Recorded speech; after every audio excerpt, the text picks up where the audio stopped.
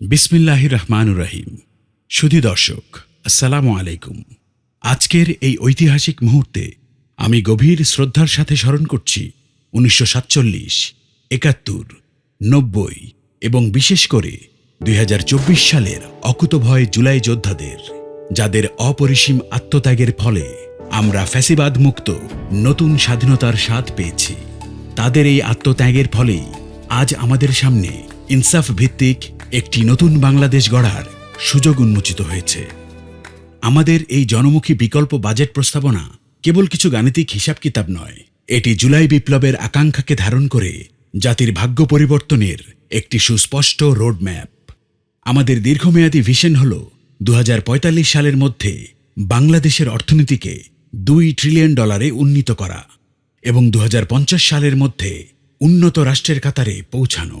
আমরা চাই দেশের প্রবৃদ্ধি হোক অন্তর্ভুক্তিমূলক, যেখানে 18 কোটি মানুষের এই দেশ সাম্য, ন্যায় বিচার ও মানবিক মর্যাদায় একটি ইনসাফ ভিত্তিক রাষ্ট্রে পরিণত হবে। এটি একটি শতভাগ জনমুখী বাজেট, যার মূল ভিত্তি হচ্ছে সুশাসন, কর্মসংস্থান সৃষ্টি, শিক্ষায় সর্বোচ্চ বরাদ্দ এবং সাধারণ মানুষের ওপর করের বোঝা কমানো। বর্তমানে আমাদের জিডিপি 55,15,026 কোটি টাকা।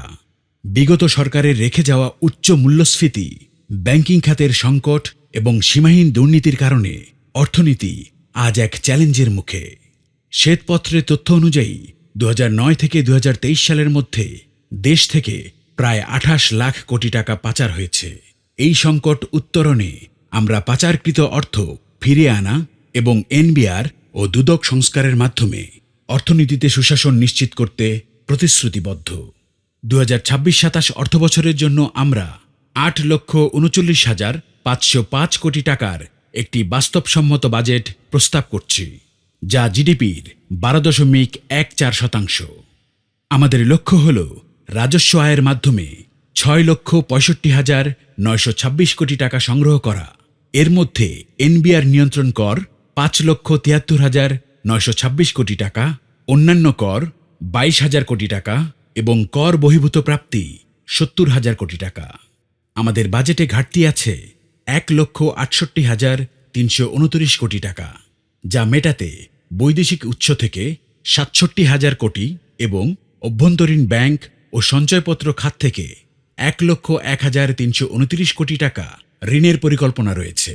সাধারণ ও মধ্যবিত্ত মানুষকে স্বস্তি দিতে আমরা করমুক্ত আয়ের সীমা 3,50,000 টাকা থেকে বাড়িয়ে 4,50,000 টাকায় উন্নীত করছি। ব্যক্তি পর্যায়ে সর্বনিম্ন কর হার 5% অপরিবর্তিত থাকছে। কর্পোরেট কর 37.5% থেকে ধাপে ধাপে হ্রাস করা হবে এবং নিত্য প্রয়োজনীয় পণ্যের বাজারে স্থিতিশীলতা আনতে আমরা সিন্ডিকেট নির্মূল ও স্বয়ংক্রিয় স্থিতিকরণ নীতিমালা প্রয়োগ করব। এছাড়াও 10ম থেকে 20তম গ্রেডের সরকারি কর্মচারীদের মূল বেতন প্রথম বছরেই 100% বৃদ্ধির পরিকল্পনা রেখেছি। আমাদের বাজেটের মূল ফোকাস হল মানব সম্পদ এবং অবকাঠামো উন্নয়ন। এই লক্ষ্য বাস্তবায়নে খাতওয়ারি বরাদ্দগুলো নিম্নরূপ: শিক্ষা ও প্রযুক্তি খাত সর্বোচ্চ অগ্রাধিকার দিয়ে বরাদ্দ রাখা হয়েছে 1,25,575 কোটি টাকা, যা মোট বাজেটের প্রায় 14.96 ভাগ। স্বাস্থ্য খাত মানসম্মত স্বাস্থ্যসেবা নিশ্চিত করতে বরাদ্দ দেয়া হয়েছে 45,240 কোটি টাকা, যা মোট বাজেটের 5.39 ভাগ। পরিবহন ও যোগাযোগ খাত অবকাঠামো উন্নয়নে বরাদ্দ রাখা হয়েছে 65,340 কোটি টাকা, যা মোট বাজেটের 7.78 ভাগ। সামাজিক নিরাপত্তা খাত অসহায় ও দুস্থ জনগোষ্ঠীর সহায়তায় বরাদ্দ দেয়া হয়েছে 48,150 কোটি টাকা, যা মোট বাজেটের 5.74 ভাগ। জনপ্রশাসন সরকার পরিচালনা ও পেনশন সহ জনপ্রশাসন খাতে বরাদ্দ দেয়া হয়েছে 2,02,245 কোটি টাকা, যা মোট বাজেটের 24.09 ভাগ। প্রতিরক্ষা খাত জাতীয় নিরাপত্তা ও সুরক্ষায় বরাদ্দ রাখা হয়েছে 43,462 কোটি টাকা, যা মোট বাজেটের 5.18 ভাগ। কৃষি খাত কৃষকদের ন্যায্য মূল্য ও আধুনিকায়ন নিশ্চিত করতে বরাদ্দ দেয়া হয়েছে 51,670 কোটি টাকা, যা মোট বাজেটের 6.15 ভাগ। বিদ্যুৎ ও জ্বালানি খাত টেকসই জ্বালানি নিশ্চিত করতে বরাদ্দ রাখা হয়েছে 24,950 কোটি টাকা, যা মোট বাজেটের 2.97 ভাগ। স্থানীয় সরকার ও পল্লী উন্নয়ন খাত, স্থানীয় পর্যায়ের মানুষদের জীবনমান উন্নয়নের জন্য বরাদ্দ রাখা হয়েছে 45,220 কোটি টাকা, যা মোট বাজেটের 5.39 ভাগ।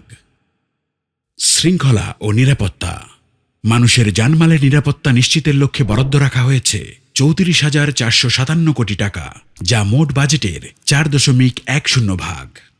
গৃহায়ন, গৃহহীন মানুষের আবাস নিশ্চিতের লক্ষ্যে বরাদ্দ রাখা হয়েছে 5,078 কোটি টাকা, যা মোট বাজেটের 0.60 ভাগ। শিল্প ও বাণিজ্য, শিল্প ও বাণিজ্যের ক্ষেত্রে অগ্রগতির জন্য এই খাতে 5,246 কোটি টাকা বরাদ্দ রাখা হয়েছে, যা বাজেটের 0.62 ভাগ।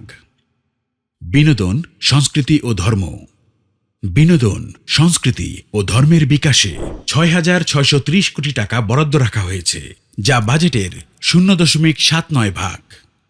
সুদ পরিশোধ, সরকারের ঘাটতি ব্যয় মেটাতে বিভিন্ন সময়ে গৃহীত দেশি বিদেশি ঋণের সুদ পরিশোধে বরাদ্দ রাখা হয়েছে 1,27,500 কোটি টাকা, যা মোট বাজেটের 15.19 ভাগ।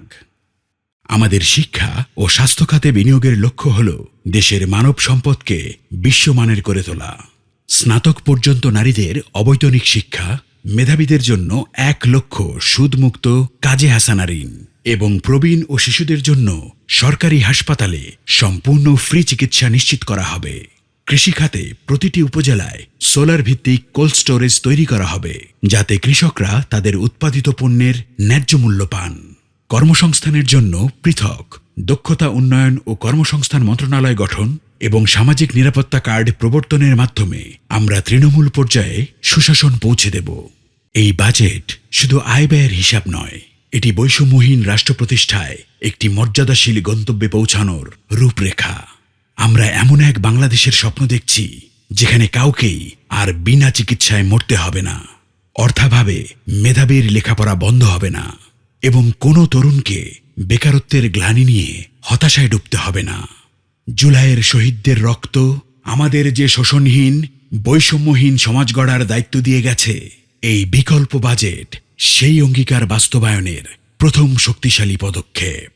আসুন ঐক্যবদ্ধভাবে আমরা একটি দুর্নীতিমুক্ত, স্বনির্ভর এবং সমৃদ্ধশালী নতুন বাংলাদেশ গড়ে তুলি। ধন্যবাদ।